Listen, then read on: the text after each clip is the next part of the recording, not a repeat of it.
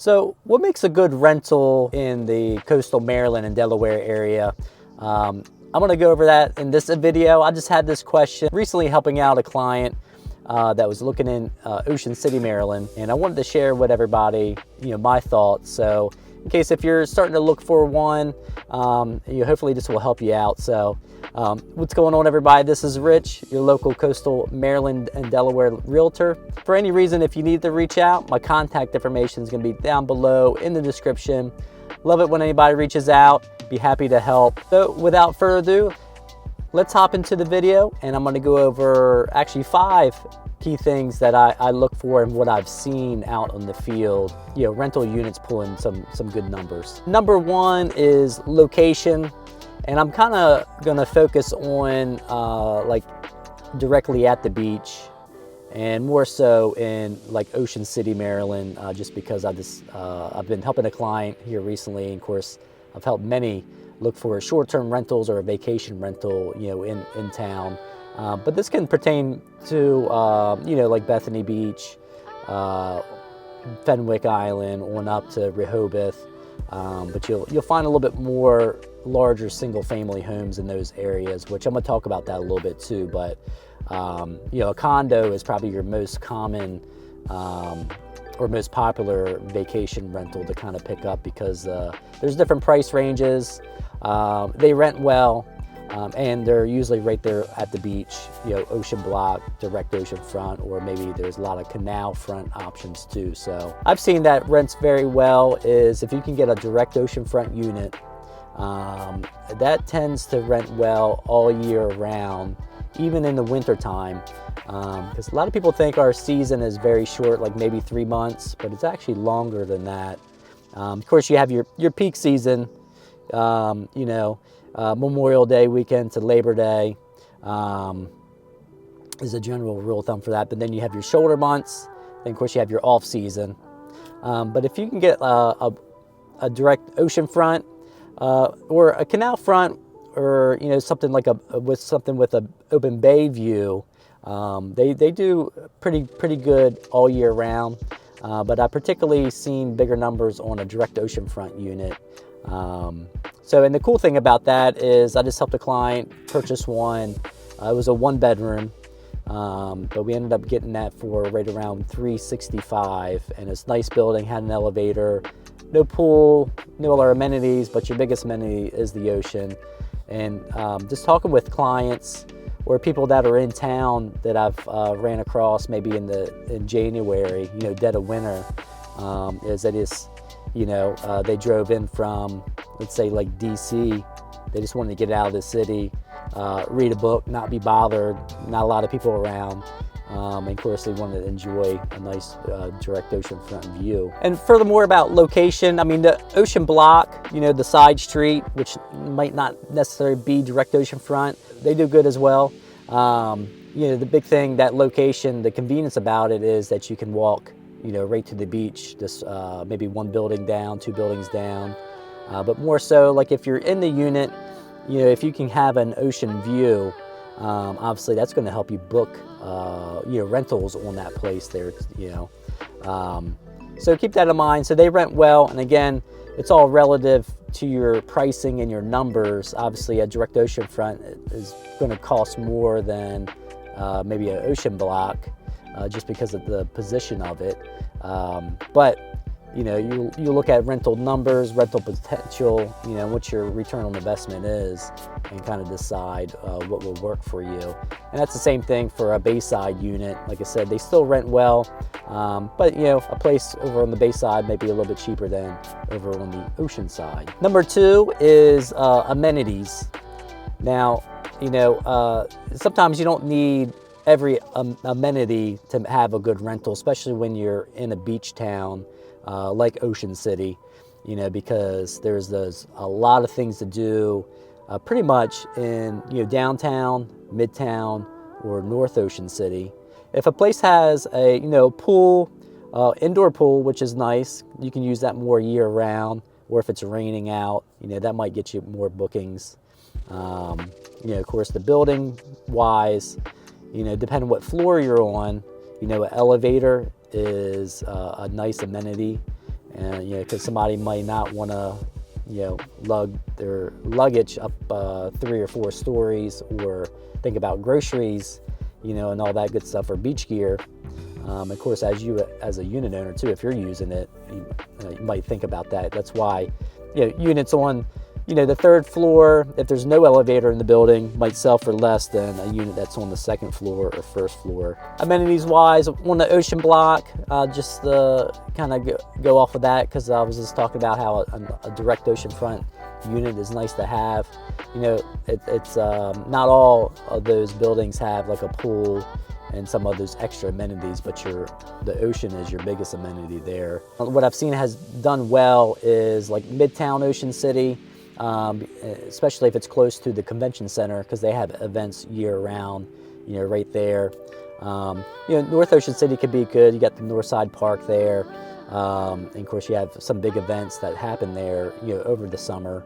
And of course around Christmas time, Thanksgiving, Christmas time, you have the Winter Festive Lights there. All right, so number 3, let's hop into condition of the unit. And again, I've talked about this before in other videos, especially when it reflects in the pricing of a place and the value of it. But same thing with rental, and the cost per night, or the amount of rentals you can get per night. You can significantly increase that if you have some nice finishes, updates, in your unit. Because you imagine, if you have something that's built in 1975 and everything's original with the builder grade oak cabinets, kind of worn out laminate tops, and dated bathrooms with the pink toilets or whatever it may be. You can imagine when you have pictures or a video done on a unit, and let's just say the whole thing was gutted, fully refreshed, HGTV ready, with modern finishes, like with the whites and the grays, maybe the wide plank, vinyl plank, flooring, anything that's in trend, that's going to get you more bookings, and you can charge more for it, and rightly so, because when somebody gets there, it's going to be nice. And the same thing with your furnishings, which is a big thing. I've been through a lot of units, and it just having like worn out furniture or cheap furniture, and maybe like hodgepodge, like they bought a couch here, maybe they got it used, and they bought a chair from maybe Uncle Sam gave them a chair that he wasn't using, and it's kind of worn out and a little ugly looking. Those kind of things that when people rent the place, they notice, and that can start reflecting into the reviews of the rental, which obviously when you get more 5-star good reviews, you start building those up, that can encourage bookings on the place, so that will pull more money for the unit owner. 4 is management. The management of the property makes a good rental. Obviously that can make and break a rental, really, because I've seen a lot, and there's a lot of different variables in it, but I've seen maybe like a condo unit in a building that's doing very well.